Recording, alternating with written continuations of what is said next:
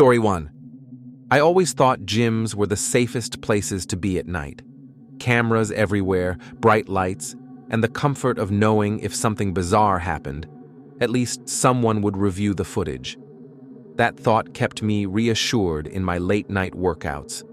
But if you asked me today, I'd tell you, whatever I saw that night will never appear on any recording. It was real only to me, and maybe to the things staring back. I remember it clearly. It was past midnight, and I had the entire gym to myself. The hum of the air conditioning, the rhythmic clank of weights, and the faint music from the overhead speakers made the place feel almost peaceful. I loved that silence. I didn't want anyone to ruin it. I started with the bench, then moved to squats, and finally decided on dumbbell curls in front of the tall wall mirror. The fluorescent lights buzzed faintly overhead.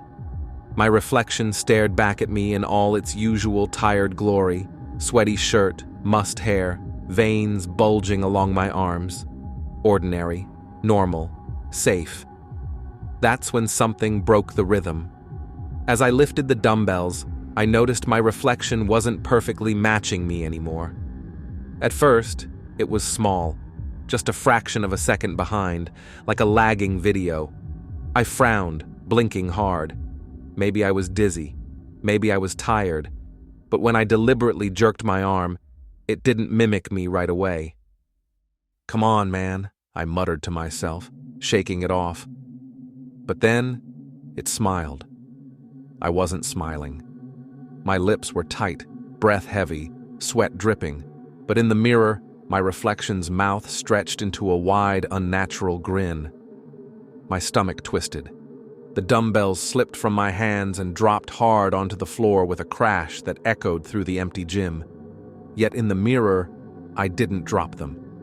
My reflection stayed standing tall, dumbbells still in hand, and its grin grew wider, muscles twitching like worms moving beneath the skin. I stumbled back, my legs weak, eyes darting toward the exit. Every part of me screamed to run, but then I looked up and froze. All the mirrors, not just the one in front of me, every single wall-length mirror in the gym.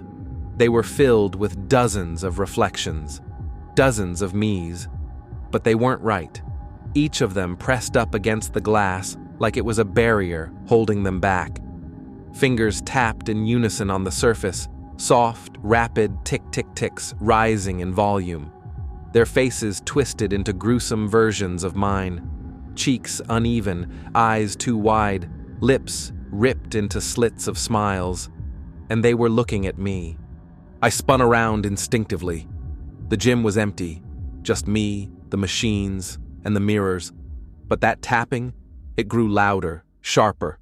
My reflections were all pounding now, pressing their palms until the glass shuddered. I bolted toward the door. My heart pounded so hard I could hear it over the tapping, over the whispers that started to leak from the mirrors like air escaping a throat. The door wasn't far, but the reflection closest to me slammed its hand against its side of the glass so hard I felt the vibration in my chest. When I glanced back, I saw it had moved closer to the edge. Too close. "No," I whispered, fumbling at the door handle. It wouldn't budge. I shook it, pulled it, but it stayed locked. It was never locked. Ever. Behind me, the sharp crack of breaking glass filled the silence. My skin went cold. I turned slightly, just enough to see one of the reflection's hands splitting through the mirror surface. Not like glass shattering, more like water rippling. Its fingers slid out, the skin pale and too shiny, nails black like rot. I stumbled back, chest heaving, as more reflections began pressing through, their arms stretching unnaturally long, groping for me. Their grins had gone wider, jawbones cracking as they opened mouths too big for their faces. I screamed. I don't even remember what came out of me. My body ran on panic, darting between machines as those things dragged themselves out of the mirrors. Their legs bent the wrong way when they stepped out, their faces jerking in random directions like a broken puppet. I climbed onto a bench, eyes darting for any real exit. One mirror showed a version of me standing calm, not smiling, just watching. And for a horrifying second, I thought maybe that was the real me, and I was the one trapped outside. The tapping became deafening. Hands slapped the mirrors around me, closer, faster, louder. My vision blurred under the harsh white lights. I don't even remember how I got out. I only remember collapsing outside on the cement, chest on fire, air refusing to fill my lungs. Somehow the door had opened. Somehow I ran.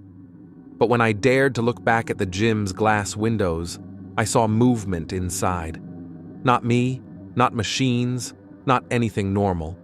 Just shadows pacing, pausing whenever I blinked, as though they were waiting, watching. That night made one thing clear. I wasn't working out alone. Not ever. And the worst part? Every time I pass a mirror now, I swear I see myself blinking just a second too late. Story 2. When people ask me why I never step foot in a gym anymore, I tell them it's not because of laziness or insecurity.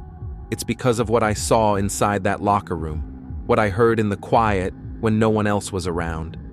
Some things you can't just heal from with time. They claw into your brain and remind you they're still waiting. It was a Tuesday night, nearly midnight, and the gym had all but emptied out.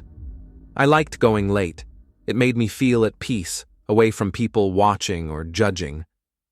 After pushing myself through a long routine, dripping with sweat, I headed toward the women's locker room. It was dimly lit, the fluorescent lights overhead flickering slightly, making the long rows of lockers look darker than usual.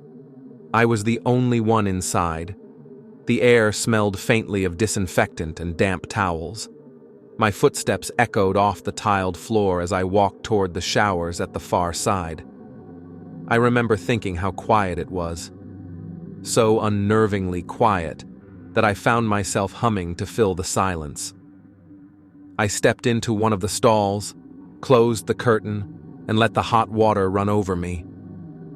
My muscles relaxed, steam curling around like a soft fog, and for a moment, everything felt normal.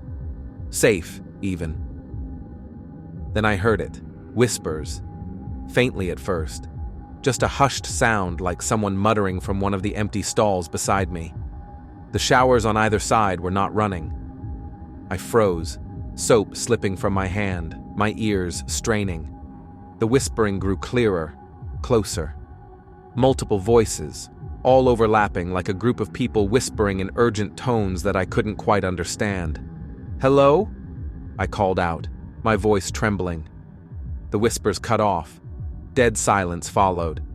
I swallowed hard, heart drumming in my chest, and tried to laugh at myself. Just pipes, maybe, or water pressure. That's what I told myself. But that fragile calm shattered when the water suddenly turned from steaming hot to freezing cold. Ice hit my skin so hard I gasped. It felt like the air was being stolen from my lungs, like the shower wanted me to freeze where I stood. I fumbled to turn the handle off and yanked the curtain open. The locker room stretched out empty, silent, the steam already clinging thick to the large mirror across the room.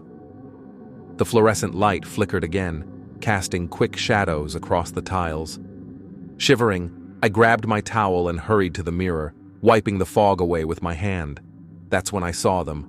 Not one, not two, but dozens. Ghastly pale figures standing right behind me. Silent, faceless gym-goers with hollow sockets where their eyes should have been. Some tall, some short, some muscular, some frail, all crowded together in the reflection. Their heads tilted at odd angles, their skin stretched like wax too close to melting. I spun around instantly, gasping, only to find behind me nothing. Empty showers, empty rows of lockers. Nothing but the echo of my ragged breathing bouncing off the tiles. For a moment I swore I was imagining things. Stress, exhaustion, sleep deprivation. My eyes went back to the mirror anyway, needing to be sure. The figures were still there, but they were closer now. So close, their faceless heads pressed against the glass, their long, pale hands resting on the inside surface of the mirror, as though they were pressing against it from the other side, waiting to come through. My chest clenched, and I staggered back, clutching my towel like it could shield me. "No," I whispered, backing toward the exit. Then, sharp as thunder cracking, a sound split the silence. Bang! It came from the far left side of the locker room, the sound of a metal locker slamming shut. Louder than it should have been. The sound rolled through my bones and rattled my ears. I whipped my head around, my breath caught. Down the far row, I saw it. One locker, its door slightly ajar, trembling as if pushed from within. I stood frozen, watching as it began to close slowly, dragging itself shut inch by inch, metal groaning echoing across the empty room. Someone, or something, was inside. That's when everything inside me screamed to run. I bolted barefoot across the cold tiles, half-dressed, dripping water, and yanked the heavy locker room door open. The second I stumbled into the gym hallway, the noises stopped. No whispers, no banging, just silence. But I couldn't shake it. As I left that night, still shivering, I caught sight of the large wall mirror near the front desk. For a split second, I swore I saw them again, those faceless figures standing behind me in perfect stillness, waiting. I haven't been back to a gym since, and when I'm unlucky enough to step into a bathroom stall with a mirror and steam, I feel them there, crowded behind me, watching. I'm terrified that one night I'll look in the mirror, wipe the fog away, and this time, they won't stay on the other side. Story 3. If you've ever wondered why I refuse to run on treadmills anymore, no matter how fancy or safe they look, it's because of what happened that night. Every time I hear the whir of a running belt, or feel the hum of a machine under my feet, I remember the sound of something alive moving beneath me, something that wanted me to stay. It was just another late workout, past 11, and the gym was almost completely deserted. I liked it that way. Just me, a handful of machines humming quietly, and the smug feeling of dedication for grinding it out while everyone else was asleep. After finishing some weights and stretches, I hopped onto one of the treadmills near the row of large windows. The city outside was a blur of yellow streetlights and empty roads, a dead world beyond the glass. I set my headphones, clicked start, and began running. For the first 10 minutes, it was normal. My breathing settled into rhythm, my sneakers thudding against the moving belt. The only other person in the place, a janitor mopping near the front, eventually disappeared out of sight, leaving me completely alone. Then the screen flickered. Just a glitch, I thought. The numbers warped for a second, then stabilized. But a few minutes later it happened again. Only this time the numbers on the display dissolved into jagged red lines forming words. Don't leave. I stared at it in disbelief, thinking maybe I was more tired than I realized. But before I could react, the treadmill beeped and surged. The belt sped up drastically, jerking under my feet. I stumbled but managed to keep pace. I jabbed the stop button. Nothing. The machine didn't respond. It just kept whining louder. The belt spinning faster and faster. My legs pumped frantically to keep up, panic fueling each stride. "Stop!" I shouted uselessly at a machine. Then the letters returned, sharper this time, flashing across the screen. "Don't leave!" My heart slammed against my ribs. I tried to jump off, but when my shoes hit the spinning surface, something felt wrong. The belt wasn't rubber anymore. It was rough, warm. There was moisture, slick and sticky under my soles. My feet slipped against it, and for one horrific moment I realized this wasn't a belt. It felt like skin. I gagged, bile burning my throat. The surface beneath me pulsed faintly, as though alive. Each step carried the squelching sound of flesh tearing under pressure. Then it happened. A hand burst through the moving surface, pale and veined, its nails blackened. It clamped hard around my ankle. The strength was unreal. I screamed, jerking forward, almost slamming my face into the dashboard as it yanked me back. My other foot scrambled helplessly against the spinning ground, but each time it touched down, I felt more hands pressing upward beneath the surface. Fingers, palms, claws. It was like dozens of things pressed against the thin membrane of the treadmill, waiting to break through. The machine didn't slow down. If anything, it went faster, dragging me backward as the hand pulled. My ankle burned as nails dug into my skin, hot and wet. I flailed, clawing at the side rails, my hands slippery with sweat. Overhead, the gym lights flickered violently, plunging the room into brief stretches of blinding white, then black. Each flash revealed worse images. For one split second, I saw the mirror across from me, dozens of pale figures standing behind me in the reflection, grinning with open throats, cheering silently for what was happening. The next flash showed the treadmill belt swelling upward like something massive was trying to crawl out from inside. I shrieked, my throat raw, every muscle screaming as I tried to pull free. My fingers scraped the railing so hard that skin tore from them. For one breathless moment, the hand on my ankle loosened, and I wrenched myself upward onto the side panel of the treadmill, collapsing half off the machine. The belt continued spinning, tearing under its own friction, releasing a grotesque wet sound each time it revolved. I yanked my ankle free and scuttled backward like an animal, never taking my eyes off that cursed machine. The screen glitched again, letters flashing chaotically. "You can't leave!" My chest convulsed. I staggered, nearly falling, then bolted out of the gym barefoot, my shoes and bag abandoned in the locker room. When I reached my car, trembling, I looked back through the glass windows. The gym looked empty, normal. The treadmill sat quietly, screen dark, as though nothing had ever happened, except one thing. The belt was still moving, slowly, relentlessly, like something breathing beneath it. Story 4. People always told me the gym was a place of safety.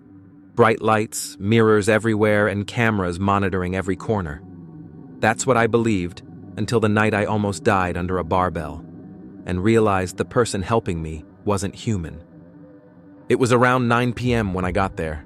Not too late, but late enough that the place was half empty. I liked it best that way. No waiting for machines, no loud chatter, just the muffled thump of weights and the soft drone of music from speakers overhead. I wanted to end my day with one last heavy bench press session, push myself, test my limits. Being alone in the gym made me nervous about lifting big without a spot, but as I walked toward the bench station, I noticed someone. He was tall, lean, and pale, standing near the dumbbells. I hadn't seen him come in. He wore a plain dark hoodie, the hood pulled halfway up despite the heat, and he never seemed to blink. He just kind of stood there, watching. I hesitated before asking, but pride and ego pushed me forward. "Hey man," I said. My voice sounded too loud in the half-empty gym. "Mind giving me a spot?" He didn't answer, just nodded. A stiff, mechanical nod, like practicing how humans move. I told myself he was just awkward, socially weird, harmless. We walked over to the bench, and I laid down, gripping the cold bar. I couldn't see his face clearly anymore, just the shadow of his head hovering above me. I unracked the bar and lowered it to my chest. At first, everything felt normal. The weight was heavy but manageable, exactly what I expected. But when I pressed upward, something was wrong. The bar suddenly felt 10 times heavier, like someone doubled the weight mid-rep. My arms trembled violently, veins popped at my temples, my chest burned as I strained. "Lift it," I gasped. "Help me!" But his hands never touched the bar. I looked up, and my breath caught. He stood above me, staring down with a thin-lipped grin that stretched unnaturally wide. His head tilted to one side, almost upside down, as if his neck had no bones. His pale eyes glistened in the fluorescent light. Not once did he reach for the bar, he just watched. "Come on, help me." My voice shredded into a desperate rasp as the bar crushed closer to my chest. My arms screamed. My ribs felt like they were caving in. The grin never faltered. And then, When my strength finally gave out and everything blurred at the edges, he leaned down. His face impossibly close, his skin so cold I swear I felt the air drop around him. His crooked neck bent unnaturally as his lips brushed my ear. "You asked me to help." The words slid into me like ice water. His voice wasn't normal. It rasped, broken, like 100 whispers layered over each other. I felt my body weakening, vision dimming. I knew then I wasn't getting up. I was going to die here, crushed while this thing smiled. But just before the world went black, the bar seemed to lift on its own. My arms weren't moving, but the weight drifted up as if invisible hands pulled it. I sucked in a ragged, choking breath and rolled weakly off the bench, collapsing onto the floor. When I looked up, the bar was neatly racked, and he, my spotter, was gone. No footsteps, no shadow, nothing. The gym was silent around me. I staggered to my feet, my chest sore, my lungs in fire. I ran toward the exit, not caring about my bag or the strange looks from the few people still inside. Once outside, I bent over, coughing, clutching at my ribs. The night air felt like freedom, like survival. But my relief froze when I caught sight of the front windows. Through the glass, I saw the empty bench press station. Empty, except for a pale figure standing still as stone, hood pulled low, face twisted into the same thin grin. Watching me. I backed away slowly, heart pounding, until I reached my car. By the time I looked again, he was gone. I haven't touched a bench press since that night. And every time I catch someone staring in a mirror just a little too long, or tilting their head too far, I remember his whisper. "You asked me to help." Now I wonder if I brought him there myself. Maybe every rep, every drop of pride, every push for more weight was exactly what he'd been waiting for. And sooner or later, when I'm weak, when I'm desperate again, he'll step forward to help me. Story 5. If you've ever sat alone in a gym sauna, you know how isolating it feels. The steam pressing against your skin, the heavy silence broken only by the hiss of heat. It makes you feel both safe and exposed at the same time. That's why I used to love it. It felt like a private place where the world couldn't reach me. But now I know. Something else was already waiting in that steam. It was late on a Friday night. The gym was nearly empty, most people heading home after their workouts, and I decided to end my week with some time in the sauna. Relax my muscles, clear my head. The sauna was tucked away in the back corner of the women's locker room, a wooden door opening into a dim, foggy chamber where benches lined the walls. When I slipped inside, the air was dense and hot, the wood creaking faintly as though it sighed with the heat. I set my towel down, leaned back, and closed my eyes. For a while, it was peaceful. Just the low hiss of the steam and the slow drip of condensation along the wood. My breathing fell into rhythm, and I felt myself drift into that liminal state between sleep and wakefulness. Then I heard it, the faint click of the wooden door opening. I opened my eyes slowly, expecting to see another woman stepping in. Through the haze, the door cracked open wider, but no one entered. Only steam rolled in, thicker, denser, swallowing light as it settled inside. "Hello?" I asked softly, voice barely above a whisper. No reply. The door remained open for a moment, then shut with a low thud. I sat upright, skin prickling with unease. The fog seemed heavier now, swirling in strange patterns, forming shapes for only a second before dissolving. Through it, faint outlines, like people, shifted across the benches opposite me. Human silhouettes, shadowy and distorted, flickering in and out like bad reception. I blinked hard. Is someone there? The shapes didn't answer. They just moved, tilting, twitching, half-visible legs dangling, heads bowed forward, arms stretched along the benches like they were resting, or dead.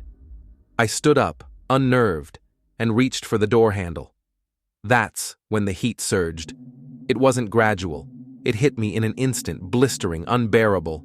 My skin burned like I'd stepped into an oven. I yanked on the handle, but it didn't budge. I pulled with all my strength, sweat cascading down, my lungs squeezing tight from the heavy hot air. "Open!" I gasped, slamming against the door. Behind me, the shadows shifted again, only now they were closer. I heard it, the sickening sound of claws dragging across wood.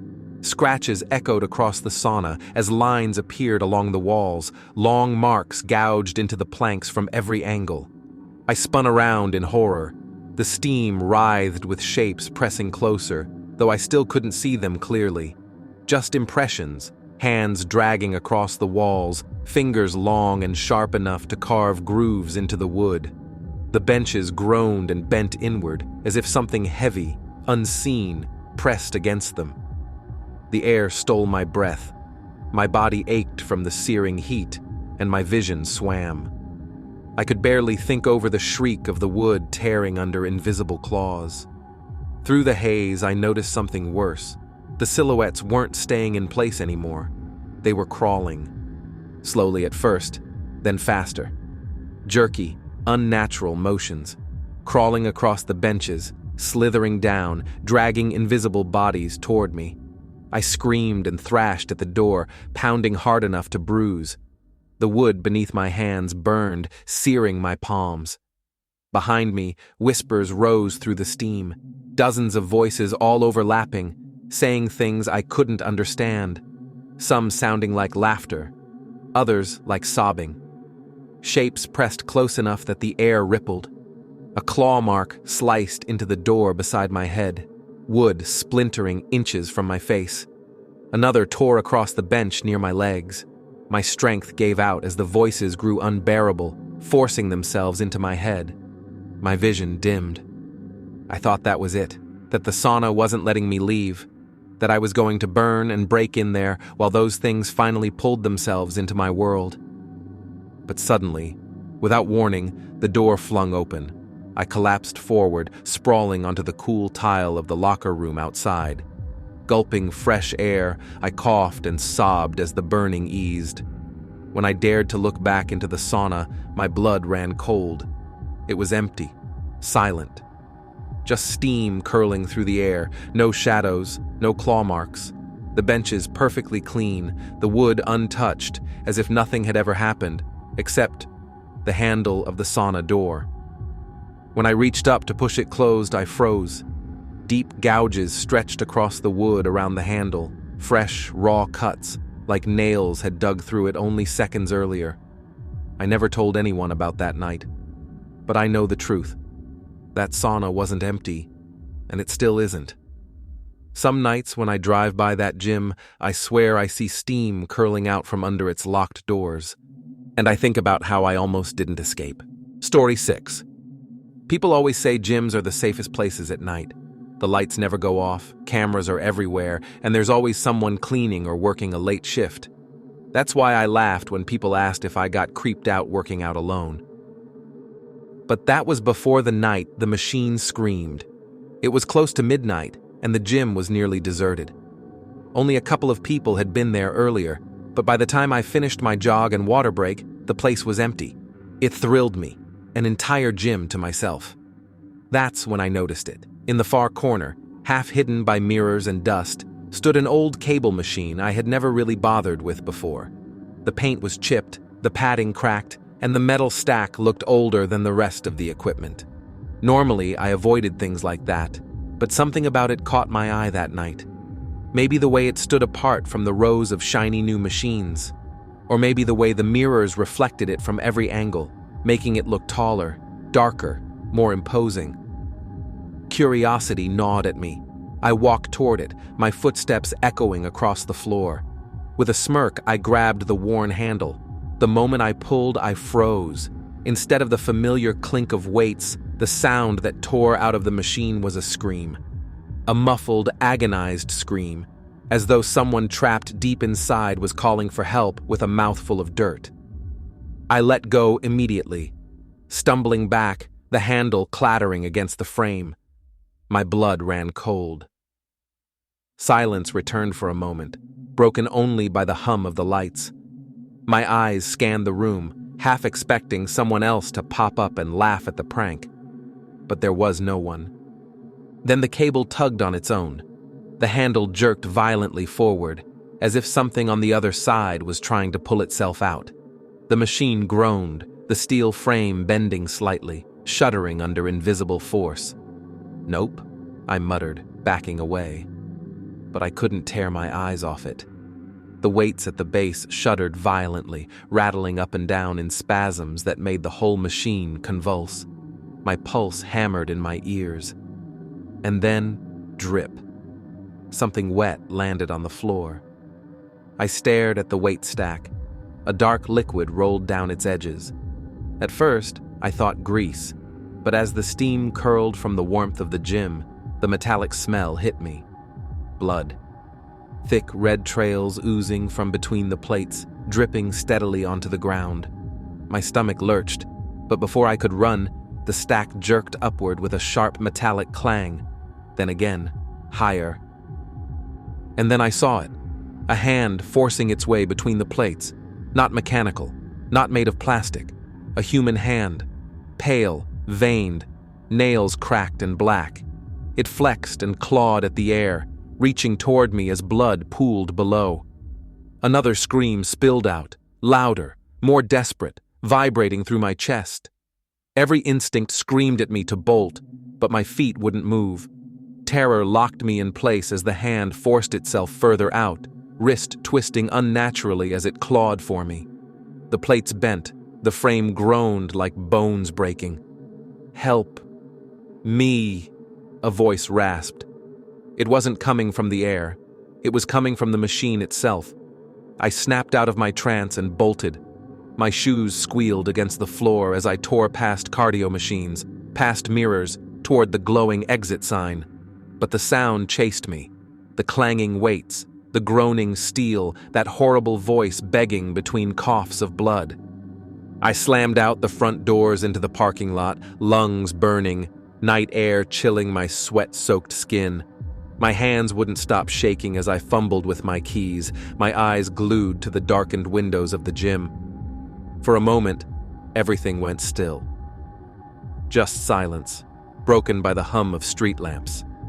I almost convinced myself it hadn't happened, just stress or imagination fueled by exhaustion. Then I saw movement.